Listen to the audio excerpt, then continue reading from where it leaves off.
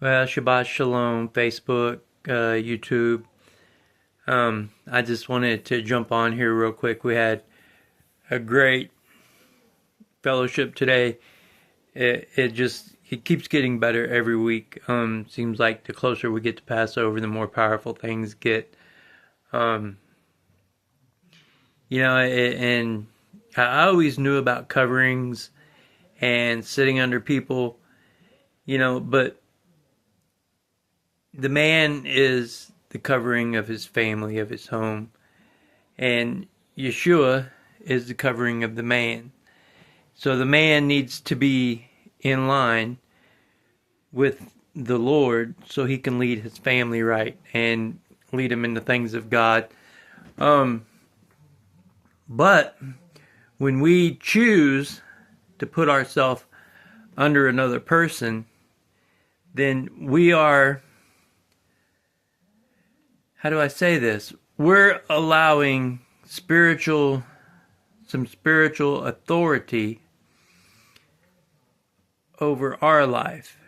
And in exchange, that guy is kind of taking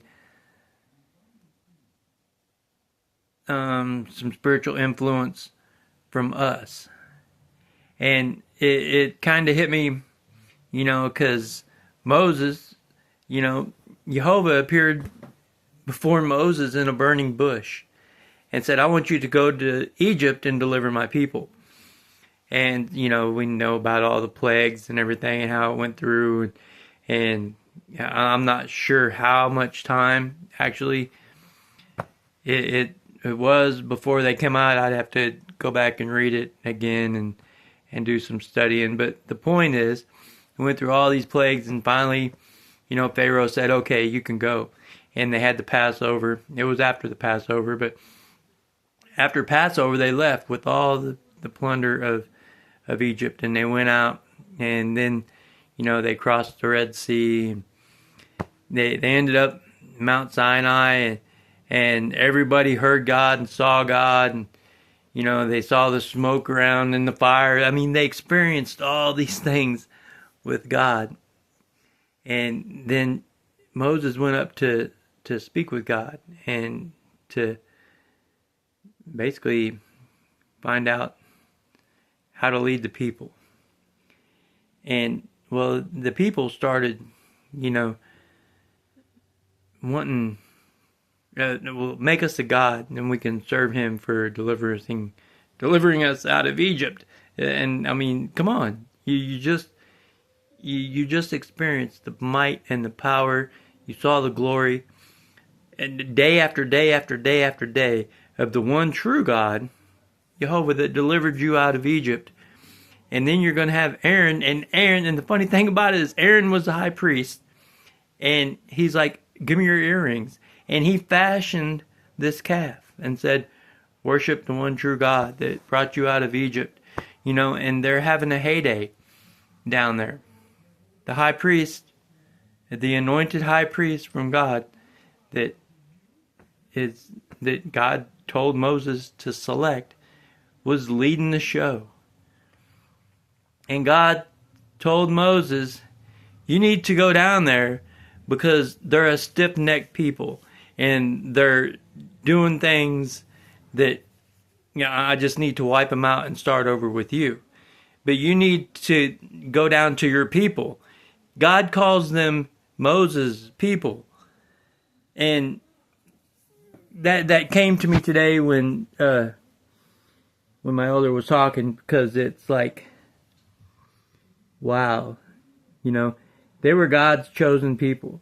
God picked this man to go into Egypt and to deliver him out and take him to the promised land, to the land of milk and honey. And then he turns around and says, these are your people, and they're stiff-necked. So, in saying that, God was going to kill him. And Moses stood in the gap and pleaded, said, no, don't take him out, God. And God honored that prayer. So there's a huge, huge picture there for us. I mean, that those chapters and verses, or that story, I should say, because it wasn't written in chapters and verses, but that story gives us so much. I mean, it's like a prime rib buffet of insight to the character of God and His people. And we need, because whenever we say, okay, God, use me, then, it brings that verse. When I just said that, and the verse came, to much who is given, much is required. So we can, we're all called. Everybody's called if you're chosen. But we are all called to grow the kingdom of God. God, Yehovah doesn't say to nobody, hey, I want to draw you into my kingdom and do these great things, but you can just sit back and observe. You don't need to talk to nobody. You don't need to tell anybody about my goodness. You don't need to do nothing. Just obey my commandments and live a happy, woohoo life. We're all called. We're all called to spread the good news. We're all called to tell people of His death, burial, and resurrection, and the goodness that comes with that, because there is goodness, even if our fleshly walk in life is rough and persecution and trials. It's still so what if we gain the whole world and lose our soul? What most pitiful would that be? It's the man who finds the treasure, the one priceless chosen pearl on a piece of property, and he goes and sells all he has and everything so he can buy this piece of property for that one treasure. That's what we do. Whenever we say, Yeshua, everything I have is yours, He says, everything I have is yours. Son, I love you. And we give our entire life. Not only our life, but everything that is in our life. Everything that we desire. Everything we want. Everything that our heart longs for. Because before we come to Him, our heart may not long for the things of Yeshua. They might not long for kingdom-minded things. And we have to give those up. And we have to say, Father, what do you want me to have? What am I going to go after now since I'm yours? Anyway, there's all kinds. There's just a big old, so much to learn from that. There's a great buffet in Hebrews, and there's a great buffet from Moses. We can learn so much.